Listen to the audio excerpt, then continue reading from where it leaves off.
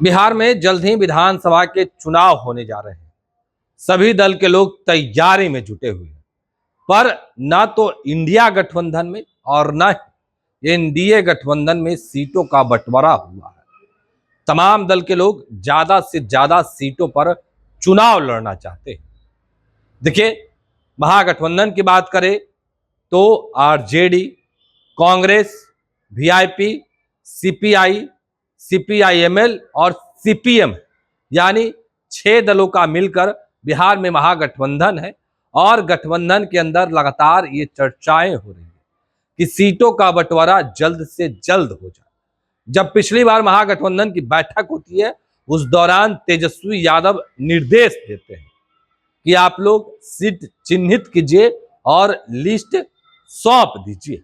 देखिए, लगातार कांग्रेस के नेता तेजस्वी यादव से मुलाकात करते हैं और कई सीट बताते हैं।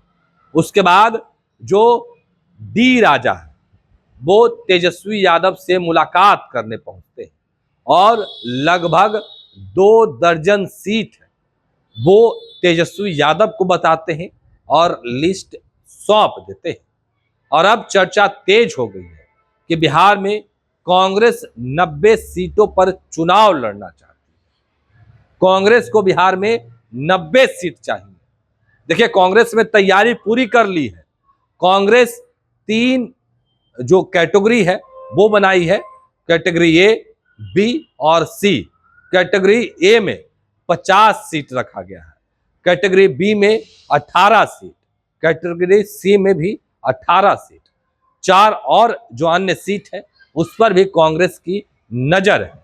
अब देखने वाली बात होगी, क्योंकि बिहार में टोटल सीटों का संख्या 243 और हम बात करें सीपीआई की तो 24 सीट का डिमांड और कांग्रेस 90 सीट।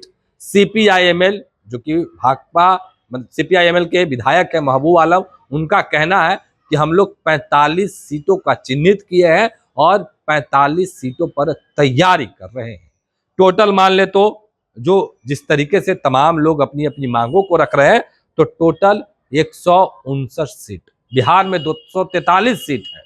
अगर 243 में से 159 माइनस करे तो 84 सीट। 84 सीट में आखिर बंटवारा कैसे होगा?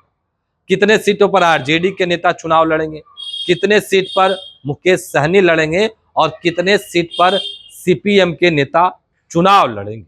देखिए, बिहार में चुनाव है। चुनाव के दौरान ज्यादा से ज्यादा सीटों पर लोग चुनाव लड़ना चाह रहे हैं।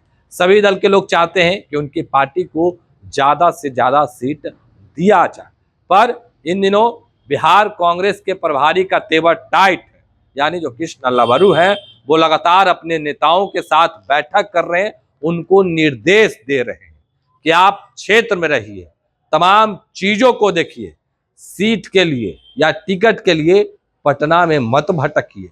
राजेश राम भी बिहार के अलग अलग जिलों में जा रहे हैं, तमाम चीजों को देख रहे हैं। उसी बीच ये खबर निकल के सामने आ रही है कि अब कांग्रेस की ओर से भी बड़ी दावेदारी पेश की जा रही है, जो सूत्रों से मिली जानकारी के अनुसार।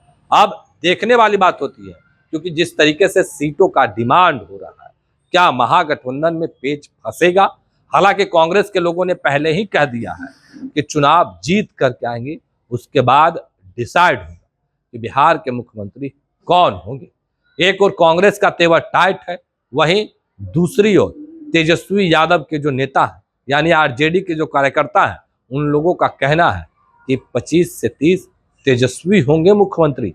अब देखने वाली बात होती है कि आगे क्या कुछ होता है।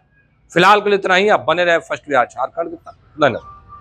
पनोरमा ग्रुप, जो सोचता है वो करता है। आपके अपने सपनों का आशियाना। ये लो, मुंह मीठा करो। आज मैंने अपना जॉब छोड़ दिया, अब हम पूर्णिया वापस जाएंगे।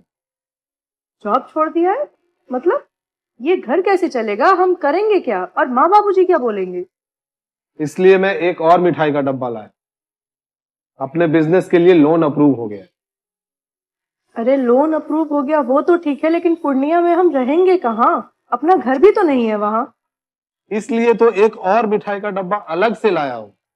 हमने पूर्णिया में घर ले लिया है, पूर्णिया के ई होम्स पैनोरमा में।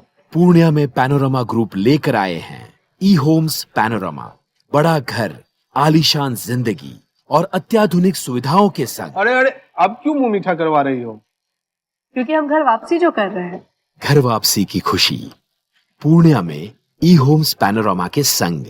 ई homes panorama, luxurious lifestyle redefined.